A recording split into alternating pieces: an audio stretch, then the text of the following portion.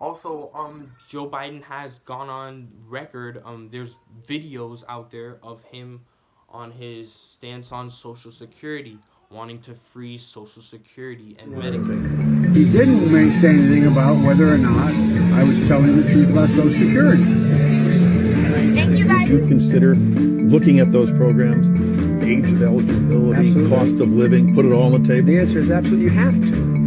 When I argued that we should freeze federal spending, I meant Social Security as well. I meant Medicare and Medicaid. I meant veterans benefits. I meant every single solitary thing. And I not only tried it once, I tried it twice, I tried it a third time, and I tried it a fourth time. I'll save Social Security. I'll save Medicare. Paul Ryan was correct. When you did the tax code, what's the first thing you decided we had to go after?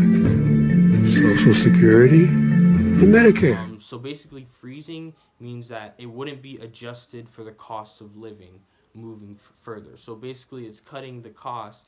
It's not like taking out Social Security or Medicare, but it's basically cutting the cost, cutting the amount that those people get, and not having it adjusted to the cost of living that rises every single day and every year. So there's that, which is a huge issue with his own freaking base. His own base is the boomers. That's who voted him in. It wasn't me. It wasn't our generation. It wasn't the people under 44. It was the 65 and older, the people that need Social Security, that people that need Medicare, that went ahead and voted this person in, not knowing that if it was up to him, then they would be getting a lot less money than they are right now. So that's just gonna be a huge hole in just his candidacy. And if Trump can put a hole on that, it's his own base. Number one rule in politics is you never turn on your base. You never turn on your base.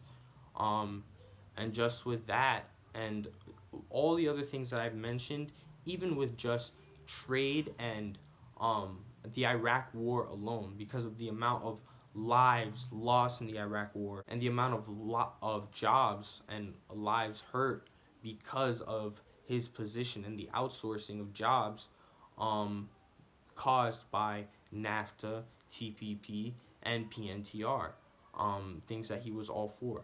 So just on that, his record is terrible.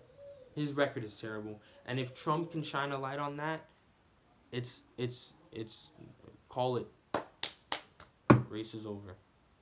So history is a huge problem with Joe Biden. On top of that, just his campaign and the things that he's for right now will not work. So basically, he opposes legalizing marijuana, which is 60%, depending on the polls that you look at and the wording of the polls, has between 60% and 80% approval among all Americans, not just Democrats, not just Republicans, among all Americans. He opposes Medicare for all, which is polling above water, as Kyle Kalinske says, 51%, even despite terrible wording and things of that nature, still polling well among both Democrats and Republicans. And also, what was the last thing? Oh, this one was big. What was the last thing? Oh, opposing student loan debt, which we have 1.5 trillion people, $1.5 trillion in student loan debt, soaking up the country. It's a huge crisis. Opposes canceling student loan debt, and the things that he's doing to try to consolidate the left and try to bring social democrats on board to his platform and his campaign aren't enough. It's very weak. He proposed lowering the Medicare age from 65 to 60, which is crap, because even in 2016, Hillary said she would lower it to 55 or 50. So he's not even going as hard as Hillary did in 2016 to try and appease the left. He also said, I think it was like canceling $25,000 or less of student loans some very small number of student loans means testing it for people making a low amount of money, and that's crap too. We want all. It's affecting the middle class. It's not just affecting low income students. It's affecting all people, middle class people as well, which is the biggest class in this country.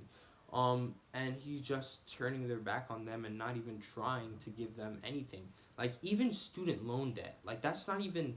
Why is that even a hassle?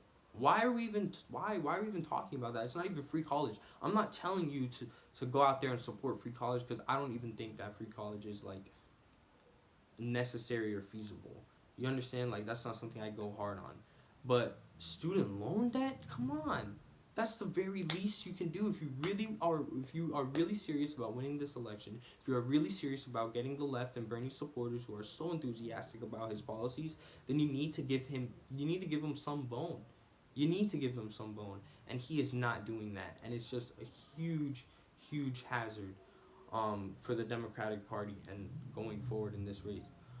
And now what I think is really crucial is his vice president pick.